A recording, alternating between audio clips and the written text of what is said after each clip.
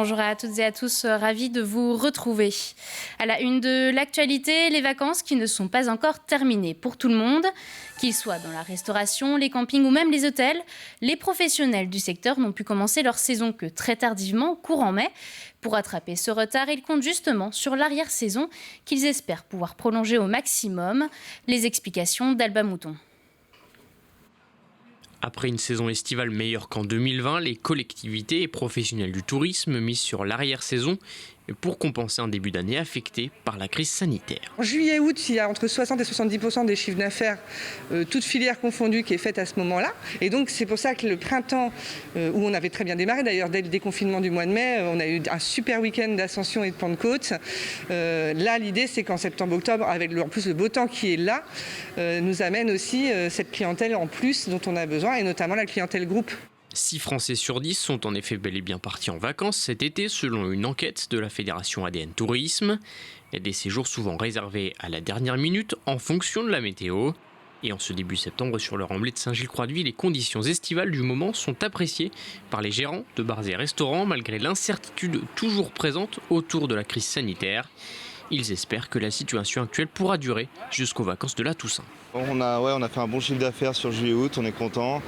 La tendance a l'air d'être toujours d'actualité. Il fait beau, les gens ont le pass sanitaire, arrivent avec le pass, donc voilà, tout se passe bien. On espère bosser comme l'année dernière et puis voilà, ne pas fermer en novembre-décembre à cause d'un nouveau confinement. À quelques mètres de là, pour cet autre restaurateur qui s'est installé début juillet, l'arrière-saison est désormais primordiale, les habitudes des Français ont changé et les mois de juillet et août ne suffisent plus. Ça suffit plus parce que dans le temps, moi je me souviens quand j'étais même un peu plus jeune, on faisait des saisons, c'était vraiment, on attaquait mi-juin à mi-septembre, quoi. Aujourd'hui la grosse saison c'est 15 juillet, 15 août et après ça devient compliqué. Sans cette arrière-saison, je pense que ça serait trop limite, on ne pourrait pas payer nos charges, des choses comme ça. Même si c'est pas euphorique, c'est quand même très important, quoi. Et 2 Français sur 5 ont justement l'intention de partir en vacances ou en week-end pendant les mois de septembre et d'octobre. Un mot de la grippe aviaire à présent avec la France qui renforce les mesures de prévention dans les élevages de volailles. Depuis le 10 septembre, les éleveurs des 126 communes vendéennes dites en zone à risque particulier sont de nouveau appelés à enfermer leurs animaux. Les rassemblements d'oiseaux ainsi que les transports et lâchers de gibier à plumes sont donc interdits. C'est toute la frange côtière qui est ainsi concernée, du marais breton à la Charente-Maritime ainsi que le marais poitevin. Et au chapitre santé, le vélo comme remède à la vieillesse, c'est ce que propose la communauté de communes du Pays des Herbiers. Dans le cadre de son programme de prévention senior, des ateliers de remise en selle sont mis en place à destination des personnes âgées. Il s'agit de leur faire découvrir ou redécouvrir l'utilisation du vélo électrique, les règles de sécurité à respecter et les bienfaits du vélo sur leur santé. Exemple à beau repère dans ce reportage. Pour certains d'entre eux, cela fait plusieurs années sans être montés sur une selle. Sur ce parking, les seniors apprennent ou réapprennent à faire du vélo électrique. Un atelier proposé par la communauté de communes du Pays des Herbiers avec l'association Prévention Routière. Quelqu'un d'autre veut l'essayer ?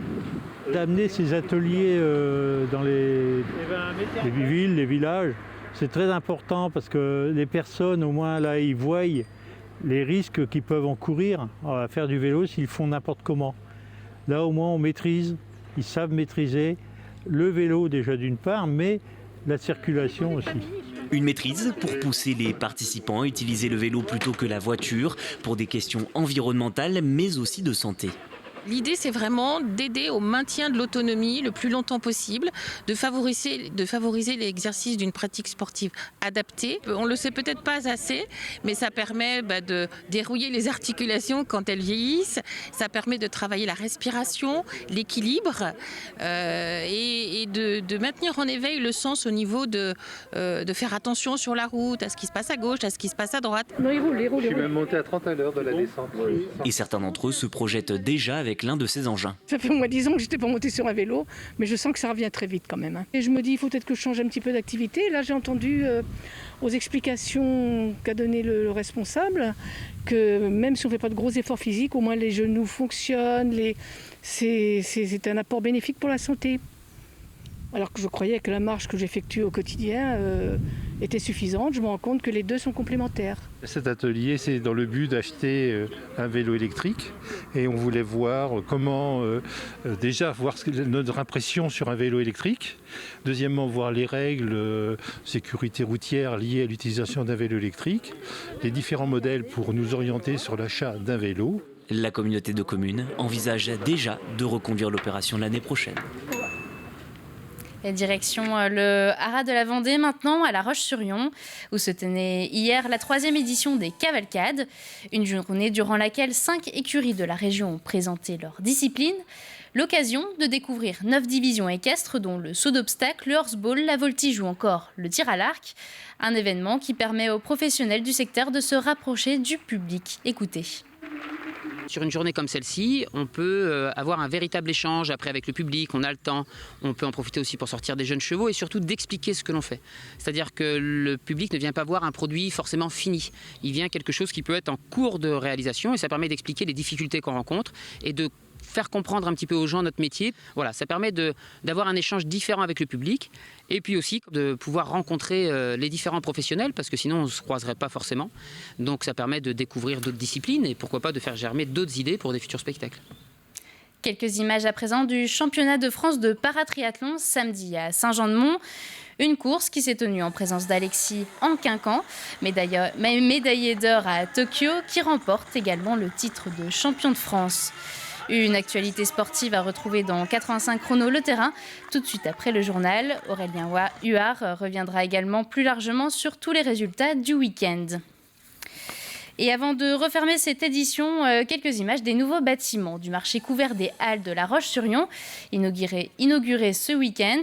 3 ans de retard dans la livraison, mais ça y est, le marché est enfin ouvert au public. La météo cet après-midi, le temps sera ensoleillé malgré des risques d'averses sur le littoral. Du côté des températures, comptez autour de 30 degrés sur l'ensemble du territoire. C'est la fin de cette édition, je vous retrouve à 18h. Je vous souhaite une très bonne après-midi.